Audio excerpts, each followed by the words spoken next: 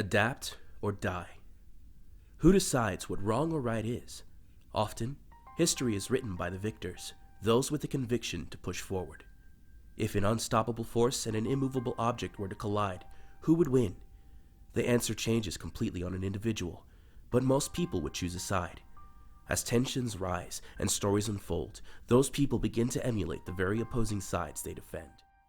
In Conviction, this conflict takes center stage. Conviction is a massively multiplayer science fiction first-person shooter for PC, Xbox One, and PlayStation 4 that allows players to interact with each other and the world in meaningful, impactful ways. In this world, players choose everything from their character to their weapons and even their loyalties. Players will be given tools and resources to do with as they see fit. How these actions and choices are conducted will have a direct effect on each battle and the world's story as a whole.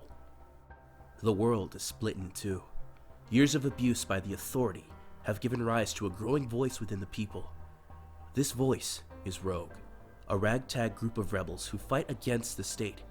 The authority begins to clamp down on dissidents ruthlessly, sending out its enforcers, robotic soldiers programmed to show no mercy.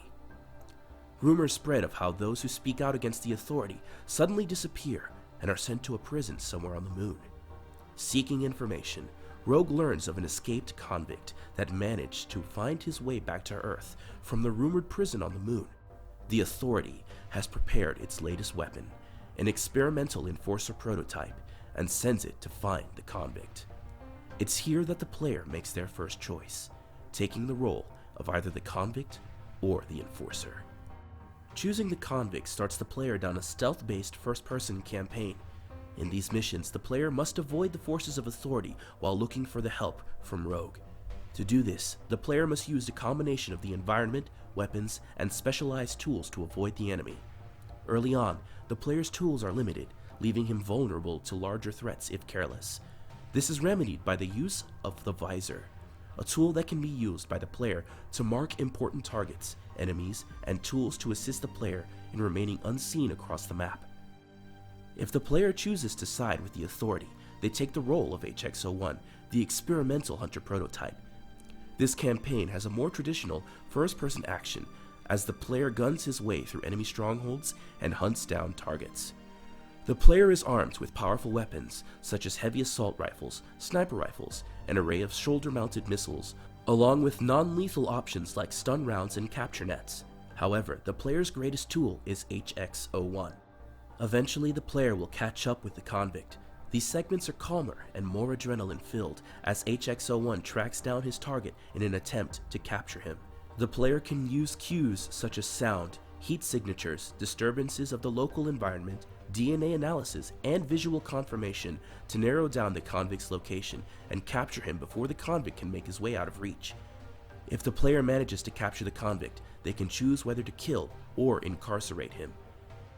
As player conflict is a central part of Conviction, each segment where HX-01 and the convict meet is indeed a battle of wills, pitting player versus player. These are not AI combatants that players face, but in fact, others making their way through the game. This pushes players to fight back hard and attempt to outwit the other, since the player who fails their objective will be sent back to their last checkpoint. Each mission opens up the player to new strategies and enemies, allowing them to experience the world as a whole. While a player's journey in the single player might end, the story of conflict between Rogue and the Authority does not, as the player moves on to the real game experience in PvP.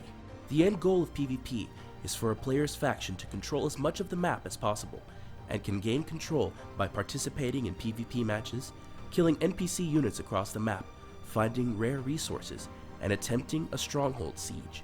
The faction that has the most control by the end of the week will be declared the victor, and be allowed to choose where their stronghold will be placed the following week, as well as receive more experience and resources than the enemy faction. Players can choose between the game's two factions, as well as creating a character and class. And the main draw of PvP, stronghold sieges. These are full-scale battles between factions as players push into enemy territory in an attempt to take control of it away. Capture points around the map are open for players to contest and defend, with the stronghold being given to the victor.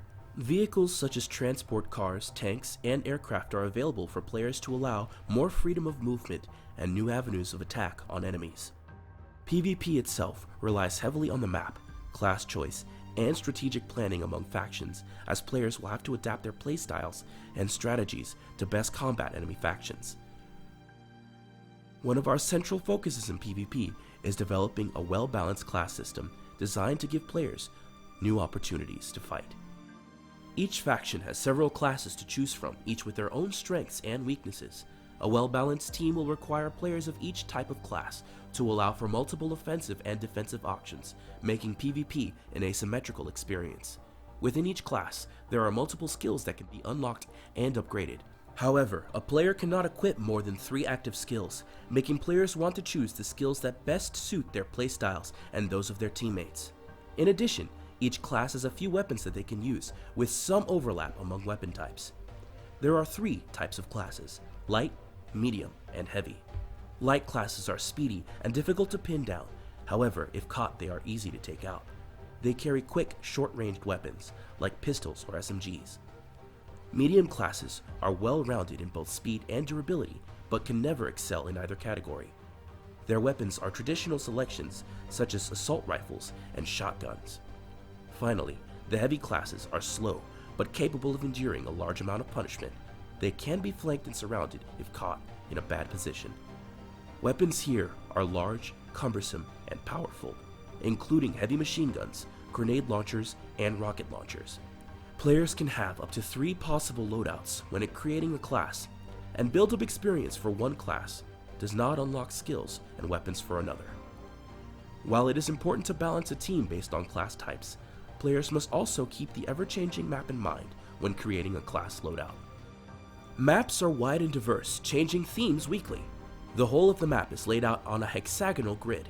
Each grid tile has the ability to procedurally generate buildings, streets, and flora. At the end of every week, the map resets and randomizes the tile placement across the map. Strongholds will also be randomly placed on the map and start as neutral. Map size, tile placement, and the choice of each tile used will be up to the dev team, allowing for a constant change of tactics. Players will have to adapt to a new map each week, changing weapons, skills, and team compositions based on the environment. While strongholds are initially neutral, they can be captured by a faction if a faction manages to take control of the base there. Conquering a tile allows for more resources to be gathered from there, as well as the ability to adjust defenses on it. Map environments can be destroyed, and causing enough damage to a map tile will cause it to become dangerous to traverse, possibly with lethal side effects. Knowing how to traverse the map best will give an edge towards victory. The winning faction will get to decide where their stronghold starts from the next week. This allows the winning faction to choose their initial stronghold based on the environment and, more importantly, the available resources scattered there. Resources are gathered in 3 different ways. Players can kill enemies and loot them. Players can also find caches in abandoned buildings that will have varying amounts of resources.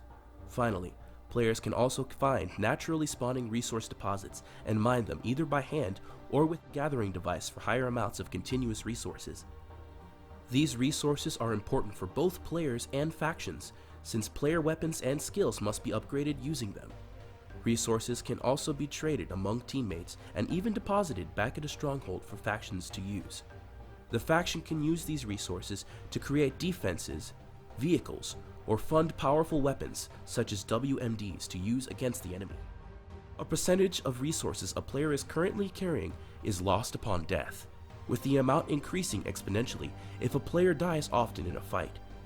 Learning how to manage these resources will help turn the tide of battle.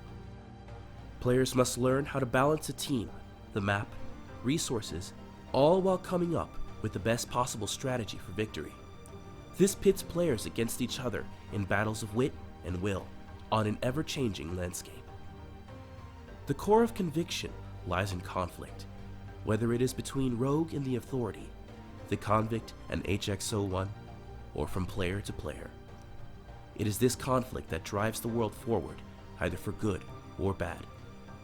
The choices a player makes will not only affect themselves, but other players and even the world around them. History is often written by the victors. Only those with the conviction to make difficult choices will achieve victory.